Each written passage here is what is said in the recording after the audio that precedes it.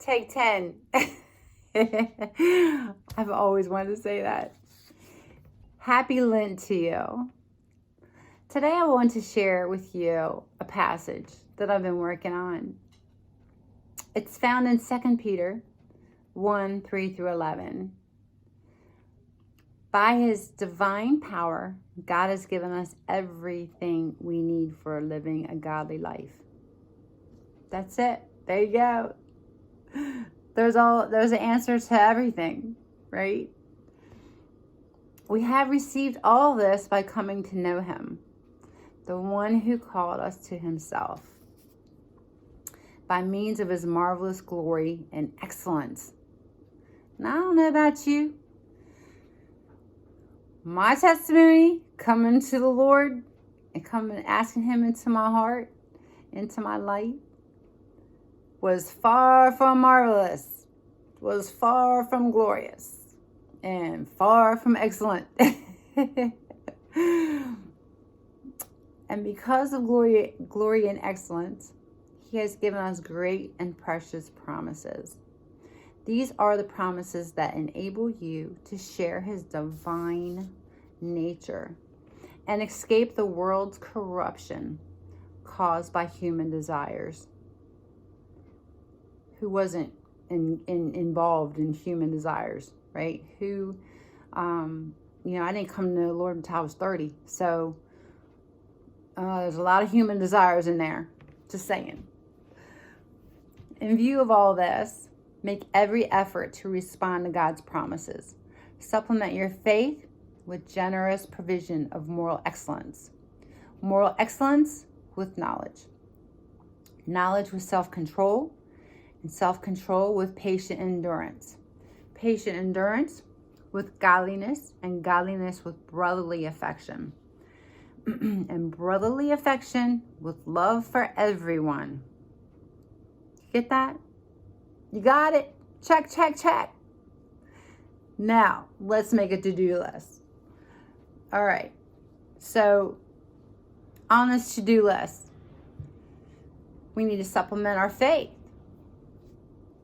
with generous provision. Moral excellence with knowledge. Knowledge of the word. Knowledge of who God is with you, in you. Self-control. There you go. Highlight it. Capitalize it. Do what you got to do. I mean, Sharpie it all over the place. Get ready. There's another one we all love.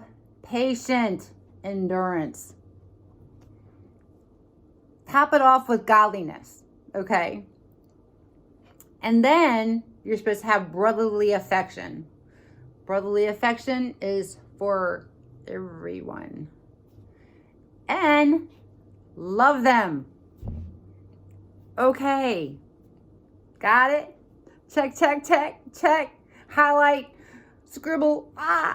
Okay. It's a lot going on, right? But these are the things that we need to be striving towards for his promises for us, and to be more productive and useful. I want to be useful for him. I want to be able to talk about him and witness for him. What he's done in my life. You never know who you're going to touch with your story. I'm just saying. Whether they're at church, they might be sitting right next to you in the chairs, right? Might be standing right next to you just because they're at church. Doesn't mean they're churched. Got it? Anyway, I learned that lesson too. I just thought I'd put it in there. But how about this? That God has a plan for us. He has a spiritual formation plan for us here. And that these are the things that we should be working towards to develop who Christ is in us, so people can see us, can see him through us. So, saying all that, I know you're on it. But Lent is a great time to start something, a great time to get stuff out of the way that you've put there, that I've put there, in front of what God wants to do in my life, to maybe hold up these supplements for my life. You know, Lent is 40 days. I know, it's a lot. I'm telling you, it's going to be hard. I'm just saying. But those 40 days resemble him, Jesus, being in the desert, tempted for 40 days. Okay, so there again, there's something else you can add to your list. You're going to be tempted, right? You're going to be tempted during this time of Lent. Just be strong, stay in the Word, pray, remember the cross. Even if you have to put a cross somewhere and just keep it there in your vision, because most of us are visual learners anyway. But that's where you're going towards. Your mark is to the cross. You're going to the Lord. You're going to give him something, all right? Something in your life.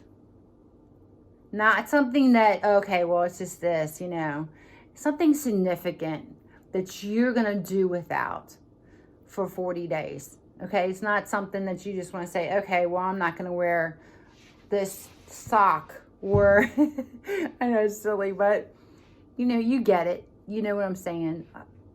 Give something that means something to you up, because we mean everything to him.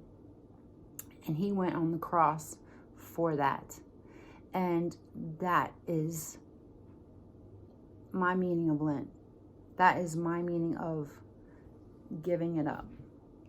And plus, I want to have my faith walk supplemented with these things, with whatever the Lord wants to show me through this Lent, through this giving up of things. And let me tell you, I'm going to give up chocolate, okay? All right. That's just one I'm going to say, because the rest is between me and God. But giving up chocolate, you think, oh man, that's so easy. Okay, you've obviously never tried it, chocolate lovers. So anyway, I'm just saying that, you're going to get through the 40 days. The time's going to go really fast.